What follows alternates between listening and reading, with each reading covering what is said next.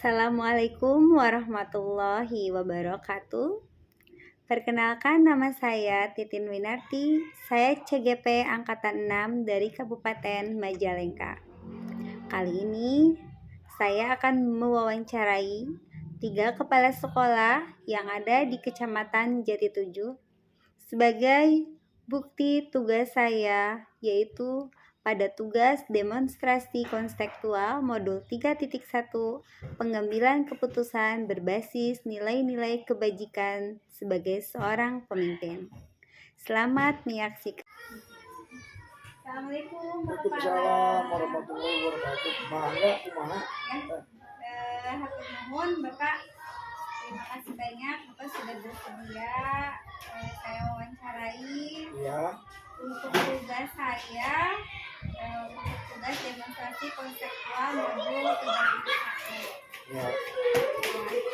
Baik Bapak, kalau boleh saya tahu Bapak kepala sekolah di SD mana? Iya, SD Biawak. Di SD Biawak, Kecamatan Jatitujuh ya Pak. Iya. Kita lanjut aja ke wawancara ya Pak. Boleh, mangga. Yang pertama, Bapak kan di sekolah ada beberapa hal atau beberapa dilema ya Pak. Ini Iya. pasti ada. Iya. Ada satu kasus nggak yang menurut Bapak salah satu dilema? Ada. Kalau boleh tahu apa itu? Ya diantaranya begini ya, salah satu kasusnya ketika anak mengejek kepada guru. Oh, Nah itu permasalahannya. Mungkin guru itu, padahal guru itu setiap hari anak-anak itu istilahnya nggak ditinggalkan, tetap di kelas. Cuma di kelas itu kadang-kadang ya nggak tahu anak-anak sampai mengejek kepada guru dengan mengatakan nama, istilahnya nama guru, tidak pakai bapak lagi. Jadi ketika anak itu diajak oleh teman-temannya, diajak belajar, nah sampai anak-anak itu mengatakan guru, wah si Anu misalkan. Nah itu, jadi istilahnya guru tersebut jadi seolah-olah tidak ada apa namanya, tidak ada wibawa di depan murid-murid tersebut.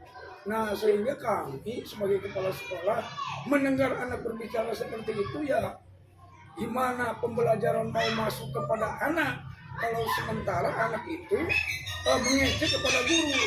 Entah dari segi apa mengejeknya itu, entah dari segi ekonomi guru itu atau lemah, entah dari segi cara mengajar di depan sekolah, di depan anak-anak itu tidak diperhatikan, atau gurunya itu ya tidak punya momen untuk pendidik yang baik.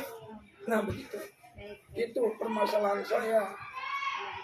Begitu. Dari kasus itu ada 8 runtutan soal nih Pak, ada 8 pertanyaan yang akan saya tanyakan. Boleh. Iya. Yang pertama, selama ini setelah Bapak melihat kasus tersebut, dilema tersebut di sekolah, bagaimana Bapak sendiri mengidentifikasi kasus-kasus yang merupakan dilema etika atau bukan? Jadi kasus yang sudah tadi itu termasuk. Iya. Ya. Berarti ini verifikasi terhadap guru tersebut. Nah, verifikasi kepada guru tersebut karena saya kasihan. Ini bukan benci saya, justru kasihan kepada guru tersebut. Karena selamanya ke depan ini mungkin dia itu nggak berwibawa di depan anak-anak. Jadi saya mengambil keputusan dengan teman saya kepala sekolah yang dekat tetanggaan. Jadi kata saya coba dididik sama ibu lah. Jadi ditukar. Iya. Maksudnya mudah-mudahan di tempat yang baru tersebut itu, karena desanya baru, sekolahnya baru, ada perubahan. Nah begitu. Jadi iya guru tersebut ada perubahan dan tidak diejek sama muridnya. Itu pertama, di sana gurunya baru, terus yang kedua ya mungkin momennya lain. Jadi prinsip saya itu tidak benci kepada guru tersebut, kasihan kepada guru tersebut. Nanti selamanya kalau di tempat saya aja itu anak-anak itu akan selalu mengejek. Nah itu Bu. Jadi ditukar di rolling. Nah sekarang mah mungkin sudah ada perubahan di SD tersebut. Itu. Posisinya Bapak itu dilema etika karena Bapak kasihan, bukan benci ya? Bukan benci, tidak ada sistem seperti itu. Iya. Jadi kalau posisi masih di tempat yang sama, itu kemungkinan anak-anak akan seperti itu. Iya. Kalau ditempatkan di tempat yang baru, Iya. mudah-mudahan anak-anak Iya. kan tidak tahu Iya. basic yang lamanya. Iya, seperti basicnya kan apa. lain. Iya. Mudah-mudahan guru tersebut menjadi lebih baik. Lebih baik. Dan pamornya, wibawanya itu muncul. Muncul. Ya, Iya. sebenarnya itu adalah langkah-langkah yang 8 pertanyaan yang akan saya tanyakan. Tapi sebenarnya yang tadi sudah Bapak paparkan Sudah terjawab itu semua sudah ya. terjawab semua. Cerdas Iya. sekali teh. Iya. Ketemu semuanya cerdas nih. Betul sekali, betul sekali. Iya. Baik Bapak, terima kasih Iya, banyak karena iya, tadi juga sudah iya. runtutannya sudah Iya, terjawab, iya. terjawab semua. Dan yang terakhir juga saya minta refleksinya nih Pak. Refleksinya, Keputusan iya. yang sudah tadi Bapak ambil bahwa memutasikan guru tersebut ke tempat Rolling. yang lebih baru. Iya, rolling ke tempat yang baru yang Bapak harapkan guru tersebut bisa mengubah. Iya, Ya, mengubah bisa mengubah perilakunya di sana itu ya. wibawanya juga Jadi, akan berubah. kan kekurangan-kekurangannya saya berikan kepada Ya. kepala sekolah tersebut. Iya. Ya, jadi nanti kepala sekolah yang diduduki itu ya ada verifikasi, perbaikan untuk dirinya. Itu supaya anak-anak itu menghormati dan mudah-mudahan hal ini. Baik, kita akan melanjutkan wawancaranya ini sekalian ya, wawancara yang kedua dengan mohon maaf Pak, dengan kita siapa? Saya nama Pandak Juanda Pandang Juanda dari SD, dari Kepala SD Sekolah SDN Sumber Kulon 1 Pandang Jati 7. Juanda, Kepala Sekolah SDN Sumber Kulon 1 masih tetap di Kecamatan Jati 7. Baik Bapak, terima kasih banyak atas waktunya sudah bersedia untuk saya wawancarai terkait dengan kasus yang ada di sekolah Bapak. Kira-kira kasus yang muncul sekarang ini kasus apa? Ya, yang sering muncul itu kadang tiap hari saya lihat ya kesopanan dari murid-murid ya. Apakah itu kelas tinggi atau kelas bawah itu saya lihat kalau misalkan lewat ke depan dulu nggak permisi atau enggak istilahnya teh pamit lah, Iya. selonong baik gitu. Oh iya, berarti etika dari murid-murid Bapak ya, yang tentunya nanti akan imbasnya guru-guru. Iya, mungkin ya, Pak, guru-guru ya? juga. Tapi nggak tahu sih itu apakah karena kurang didikannya gitu atau gimana, karena kalau saya sih udah menyarankan kepada gurunya juga bahwa jangan hanya mengajar saja tapi juga harus mendidik juga, apakah itu moralnya atau kayak adabnya gitu. Dan mungkin sekarang muncul menjadi kasus karena ada karena ada teguran dari para orang tua mungkin ya. Ya mungkin saja, tapi belum ada sih orang tua yang misalkan bicara dengan saya bahwa tuh anak tersebut tidak sopan atau bagaimana, belum ada. Jadi ini adalah Cuma saya lihat sendiri aja itu. Dan ternyata ya dan konfirmasi dengan gurunya juga ya seperti itu. Baik. Saya ada 8 pertanyaan nih Pak dari kasus yang sudah tadi Bapak paparkan tentang etika di sekolah Bapak yang merosot terus ya jadi kurang baik gitu ya. Yang pertama Pak, selama ini bagaimana Bapak dapat mengambil mengidentifikasi kasus-kasus yang merupakan dilema etika atau budi pekerti? Oh ya, saya lihat dulu dari berbagai macam sudut pandang gitu. Dari pertama misalkan ya dari gurunya dulu, Ya. apakah anak itu betul-betul sudah sudah dikasih tahu, sudah dinasihati bahwa perbuatan tersebut adalah kurang baik atau tidak sopan. Nah, kemudian juga anaknya ditanya apakah udah diajari belum masalah ini, masalah kesopanan dari gurunya. Ya, tapi saya tanya ke gurunya katanya sudah. Anaknya ya sudah sih, tapi mungkin karena sifat, terus juga adanya sekolah saya kebetulan kan berbatasan dengan Jawa istilahnya teh, dengan Indramayu gitu. Mungkin Jadi kan dari pengaruh bahasanya juga kan tegek, kalau nggak ini kalau kata bahasa Sunda mah tegek gitu. Iya, Jadi iya. kasar. Berarti Bapak identifikasi dulu kasusnya ya? Iya. mungkin ya, Pak? Baik. Kalau selama ini Pak, bagaimana Bapak menjalankan pengambilan keputusan di sekolah Bapak, terutama untuk kasus-kasus di mana ada dua kepentingan yang sama-sama benar. Seperti yang sekarang muncul yang dilema etikanya tentang etika moral para siswa Bapak. Nah sebenarnya Bapak sendiri saya pikir kira guru-guru sudah menerapkan hal yang baik. Iya, padahal sudah Tapi tiap hari. anak-anak seperti itu. Jadi bapak itu kan harus memutuskan ini sebenarnya yang mana ini Iya, yang harus permasalahannya saya itu ya lihat. dari mana? Jadi di apa istilahnya itu diidentifikasi dulu kasus-kasusnya. Apakah mana yang benarnya, mana yang salah, terus masalah itu dari mananya tuh? Iya. Apakah dari anaknya atau dari guru? Baik Bapak, setelah tadi Bapak sudah mengidentifikasi kasusnya, kemudian saya juga pengen tahu Pak, langkah-langkah apa atau prosedur yang selama ini Bapak sudah terapkan untuk pengambilan keputusan di sekolah Bapak yang Bapak pilih. Oh, yang pertama mungkin mencari dulu akar permasalahan dari kasus-kasus tersebut. Iya, Yang kedua, menentukan siapa saja yang terlibat. iya, Ya mungkin tadi anak sama guru lah, kan nggak ada lagi di sekolah mah. Paling anak, guru, ya terus termasuk saya gitu. Terus yang ketiga, ini mengumpulkan bukti-bukti atau fakta-fakta yang relevan dengan kejadian tersebut. Ya. Mungkin artinya sampai ke pengambilan keputusan ya, sampai ke pengambilan keputusan Iya. makanya dan lanjut mungkin direfleksikan kembali. Direfleksi ya kembali. Ya. Jadi sebenarnya mah tiap hari juga ya gurunya sih sering menasihati gitu.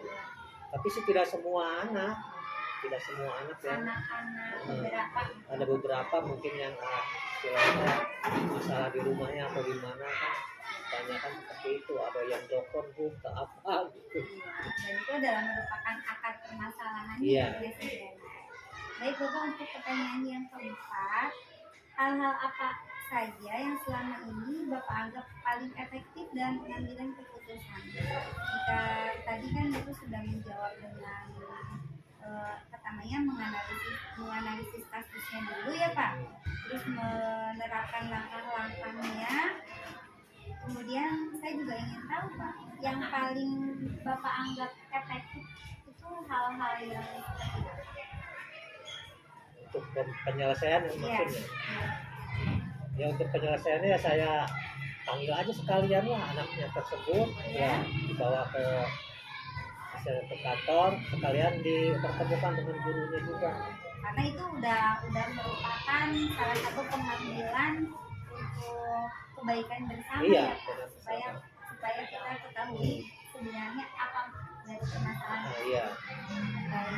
Terus Bapak, yang kemudian hal-hal apa yang selama ini merupakan tantangan? Kita kan sebagai pemimpin nih ingin mengambil keputusan tentunya tidak lancar-lancar aja ya. Iya. Pasti ada beberapa tantangan, apalagi kita harus menentukan ini juga benar. Kata anak saya tidak diajari seperti itu, kata gurunya saya sudah mengajari, tapi kenyataannya anak seperti itu. Iya. Nah, Bapak kan juga tidak mungkin langsung menyalahkan guru tersebut, karena guru juga Bapak tahu Bapak Iya, betul. sedang mendidik. Jadi tantangan yang salah satu tantangan ketika Bapak mengambil keputusan untuk kasus ini, salah satu tantangannya kira-kira apa? Ya saya ingin buktikan sendiri, misalkan ada guru yang sedang mengajar, kemudian misalkan kelas berapa, ya saya ikut ke kelas tersebut sekalian supervisi. Betul, karena dengan hal yang seperti itu Bapak sudah langsung mengetahui ya Pak. Apakah betul udah diajarkan tentang sopan santunnya, etikanya, betul sekali Pak. Kemudian Pak, Bapak ketika memiliki sebuah apakah Bapak memiliki sebuah tata kelola atau jadwal tertentu dalam sebuah penyelesaian kasus dilema? Kalau Bapak sedang menghadapi kasus seperti itu, apakah Bapak mempunyai jeda waktu nanti nih diambil keputusan atau langsung diambil keputusan pada saat itu? Ya pada saat itu aja, mungkin siangnya setelah atau pas waktu istirahat atau pas pulang si anaknya itu ini dulu di kantor gitu. Jadi tidak didiamkan dulu. Tidak didiamkan. Nanti lupa saya. Karena pekerjaan kepala sekolah sangat penting banyak. Iya, bukan ngurusin masalah itu aja. Betul. Selanjutnya kan yang ketujuh, adakah seseorang atau faktor-faktor yang selama ini dapat mempermudah, walaupun Bapak sudah menjadi seorang pemimpin sekolah atau kepala sekolah, tentunya tidak terlepas dari seseorang seseorang atau beberapa orang atau dari keluarga sekolah lain yang mungkin bisa membantu memberikan ide atau memberikan masukan ya Pak ketika Iya. Bapak bingung nih mau memutuskan seperti apa, ada nggak Pak? Ya ada emang. Jadi semua guru juga suka saya ajak bicara. Jadi saya tidak bisa memutuskan sendiri. Jadi Misalkan harus ini, jadi diajak bicara dulu ini bagaimana nih baiknya. pada intinya Bapak tetap berkolaborasi Iya. dengan warga sekolah, dengan guru-guru Bapak. Iya. Ini pertanyaan terakhir nih Pak, pertanyaan yang poin nomor 8. Dari semua hal yang telah disampaikan tadi, pembelajaran apa yang dapat Bapak petik dari pengalaman Bapak tentang mengambil keputusan di lain itu yang kasus Bapak ini? Ya intinya sih untuk diri saya sendiri, jadi belajar bahwa adab atau kesopanan itu memang istilahnya sangat diperlukan gitu. Apalagi saya kan istilahnya di daerah lain tinggalnya, istilahnya dapat tugas dari dinas itu di daerah lain. Jadi ada kebiasaan itu seperti ini. Jadi kita harus istilahnya adaptasi dengan lingkungan. Adaptasi dan Bapak tentunya akan menjadi lebih bijaksana ya Pak Ya, dalam insya Allah. pengambilan keputusan tersebut. Iya. Baik, Bapak, terima kasih banyak. Ya, sama-sama. Ya, Bapak adalah kepala sekolah yang kedua setelah tadi Pak Agus Sumardana yang sudah saya wawancara. Terima kasih banyak Bapak. Ya, sama-sama. Ya, Baik, apa kabar Bapak? alhamdulillah baik-baik saja Teh. Terima kasih banyak nih sebelumnya Bapak sudah mau saya wawancarai untuk memenuhi tugas saya pada demonstrasi konstitusional melalui Iya. Sebenarnya tadi juga saya sudah mewawancarai Pak Agus Sumardana yang merupakan kepala sekolah SDN Dialog dan juga Pak Dai Yuwanda yang merupakan kepala sekolah SDN Sidoarjo.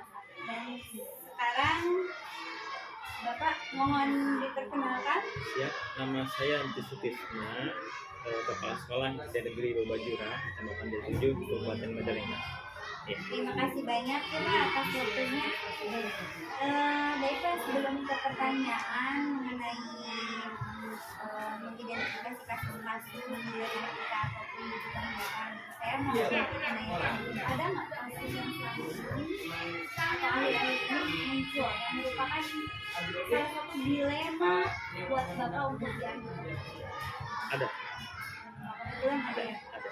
Kalau saya boleh tahu apa ya? Ketika menyampaikan materi, guru ini menyampaikan dengan bahasa yang tidak pada tempatnya.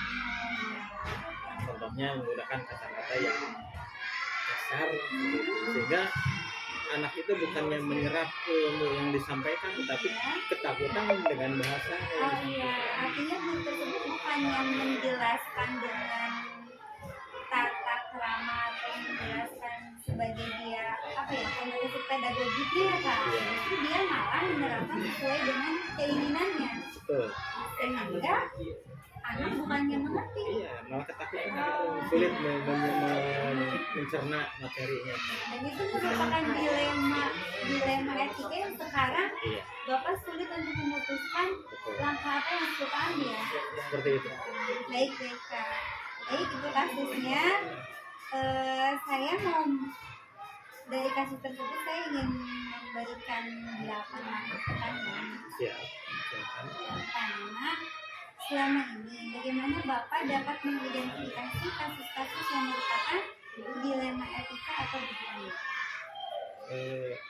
Menurut saya itu mengenai keduanya, begitu moral dia sebagai seorang guru dan etikanya, misal sopan santun dia, kemudian berkaitan dengan tadi pemimpin seperti itu.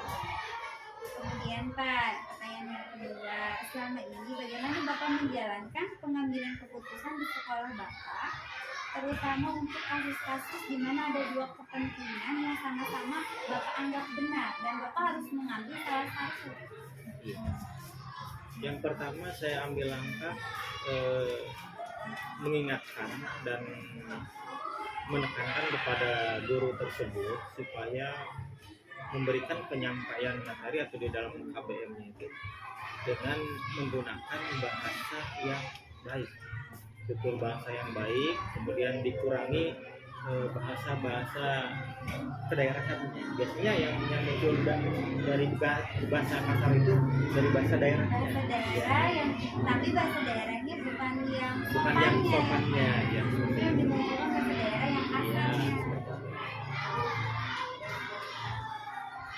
Sebenarnya yang tadi itu pertanyaan sudah mencakup jawaban untuk pertanyaan saya nomor 3. Apa ya langkah-langkahnya nanti mungkin Bapak akan menggunakan seperti itu ya. Betul. Nah kemudian nih Pak, langkah-langkah ketika Bapak nih mengetahui ibu tersebut, padahal ini kan kasusnya di kelas Bapak berarti kan ada guru yang menerapkan hal seperti itu, sedangkan anak-anak itu malah ketakutan ya Pak. Betul. Akhirnya Bapak ini harus memutuskan guru tersebut itu harus dibagaimanakan. Mungkin seperti itu ya Pak, Betul. karena Ya, karena itu adalah fokusnya di guru ya, tersebut. betul. Baik Pak, kemudian nih Pak yang Assalamualaikum. hal-hal apa saja yang selama ini baik Pak, pertanyaannya selanjutnya yang Ya. keempat, hal apa saja yang selama ini Bapak anggap efektif dalam pengambilan keputusan pada kasus ini? Yang pertama bukan diterapkan kepada guru tersebut saja, tetapi menyeluruh terhadap guru, karena kemungkinan mereka juga bisa saja lupa seperti itu dalam menyampaikan pengingatkan, kemudian ya memberikan contoh seperti apa yang perlu disampaikan di dalam PBM-nya, terutama bahasanya yang utama itu saya rasakan atau saya terapkan, hilangkanlah atau bukan hilangkan ya, kurangi atau minimalisir penggunaan bahasa daerah. Karena kalau kita menggunakan bahasa Indonesia itu tidak ada kasta di dalam bahasa tersebut. Sama ya, Itu sama. Indonesia sama, tidak ada kasar ini Halus ya. halus. Seperti itu. Dan ini pada intinya ketika Bapak mengambil keputusan yang paling efektif itu juga nanti tentunya untuk kebaikan Semuanya baik guru ataupun siswa dan nama baik sekolah juga. Betul. Jadi Bapak selanjutnya nih pertanyaan yang kelima. Hal-hal apa saja yang selama ini merupakan tantangan dalam pengambilan keputusan? Yang pertama dalam mengambil keputusan itu tantangannya itu perasaan kita takut menyinggung pada guru tersebut. Tantangannya perasaan. Namun walaupun dengan demikian, karena ini hal yang harus disampaikan, seperti itu. Berarti ini ya tantangannya dengan hati ya, Iya, dengan kan? hati, dengan Bagaimana hati kita nurani, seperti itu. menyampaikan kepada guru tersebut, tapi dengan harus Dengan bagaimana supaya kena tapi dia tidak tersinggung, seperti itu. betul sekali, karena itu adalah manusiawi ya Pak. Iya. Oke Pak, untuk pertanyaan selanjutnya nih, Pak. Apakah Bapak memiliki sebuah tata kelola atau jadwal tertentu dalam sebuah penyelesaian kasus dilema etika? Apakah Bapak langsung menyelesaikan di tempat atau memiliki suatu jadwal? Intinya ketika muncul sebuah dilema yang seperti tadi, apakah Bapak langsung pada hari itu juga memutuskan mengambil keputusan atau mengulur-ulur waktu? Misalkan nanti nih ini harus dipertimbangkan dulu dan dari Ya. Dalam mengambil keputusan menghadapi kasus seperti itu, biasanya kita selesaikan pada hari itu juga, karena ini ditakutkan kalau terus berlanjut nanti akan terbiasa, sehingga tujuan kita mengajar dan pembelajaran itu sendiri tidak berhasil. dan belajar itu nanti murid lihat dari sana jelek. jelek. Kemudian karakter anaknya juga nantinya akan jadi kasar seperti itu. Jadi pada saat itu juga atau dalam jangka pendek secepatnya terselesaikan. Oke. Oke, ya. Baik Bapak, untuk selanjutnya nih. Tadi kan ada tantangan, ada langkah-langkah yang sudah Bapak sampaikan. Kemudian saya juga ingin tahu, ada enggak faktor-faktor atau seseorang yang bisa mendukung atau memberikan solusi ketika Bapak bingung nih untuk mengambil sebuah keputusan yang benar-benar ini apa ya, kasus satu dan kasus yang kedua ini sama-sama benar sebenarnya, tapi Bapak ini bingung gitu mau mengambil yang mana nih untuk kebaikan bersama, untuk kebaikan orang banyak. Ada nggak faktor-faktor atau seseorang atau warga sekolah mungkin yang bisa membantu Bapak dalam mengambil keputusan? Ada juga, bukan ada juga, pasti ada. Ya. Saya sampaikan pada istilahnya sesepuh Ya. yang menguasai tempat tersebut atau desa tersebut yang sangat berpengaruh. Saya sampaikan dan alhamdulillah beliau juga merespon seperti itu. Artinya Bapak tidak, walaupun Bapak sudah menjadi seorang kepala sekolah, Bapak tidak semena-mena mengambil keputusan sendiri. Betul. Meminta Itu pertimbangan dan pandangan beliau. pertimbangan dan pandangan dari beliau, karena sudah dianggap oleh Bapak itu beliau lebih dewasa dalam mengambil keputusan. Oke, artinya Bapak tidak mengambil sendiri ya. Betul. Baik, Bapak, ini pertanyaan terakhir dari semua hal yang telah disampaikan tadi. Pembelajaran apa yang dapat Bapak petik? Baik Bapak, baik Pak. Tadi sudah runtutannya sudah langsung ke Bapak poin satu. Ini yang terakhir Pak pertanyaannya. Dari semua hal yang sudah Bapak sampaikan tadi, pembelajaran apa yang dapat Bapak petik dari pengalaman Bapak mengambil keputusan? Pelajaran yang saya terima dari keputusan tersebut, jadi kita harus pandai-pandai Terhadap hasil wawancara yang sudah saya lakukan. Yang pertama, hal-hal yang menarik yang muncul setelah melakukan wawancara. Yang kesatu, mengidentifikasi masalah yang dihadapi. Kedua, meminimalisir dampak negatif dari masalah yang muncul. Dan yang ketiga, pengambilan keputusan selalu dilaksanakan secara musyawarah. Kemudian, analisis yang kedua, persamaan dan perbedaan yang muncul. Langkah yang kesatu, tahap identifikasi secara umum sama, yaitu mencari akar permasalahan. Yang kedua, pengambilan keputusan selalu dilaksanakan dengan musyawarah. Dan yang ketiga, tidak ada jadwal khusus dalam penyelesaian masalah. Ketiga, rencana pengambilan keputusan ke depan. 1. Menggunakan 9 langkah. Yang kedua, setiap permasalahan dianalisa terlebih dahulu. Dan yang ketiga, jika permasalahan terulang kembali, maka diadakanlah opsi trilema. Kemudian, analisis yang keempat, penerapan pengambilan keputusan dilema etika pada diri saya.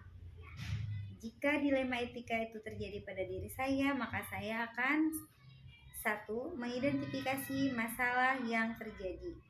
Saya mencari akar permasalahannya terlebih dahulu. Kemudian yang kedua, saya akan berkolaborasi atau bekerja sama dengan pihak-pihak terkait. Dan yang ketiga, menerapkan 9 langkah pengambilan keputusan.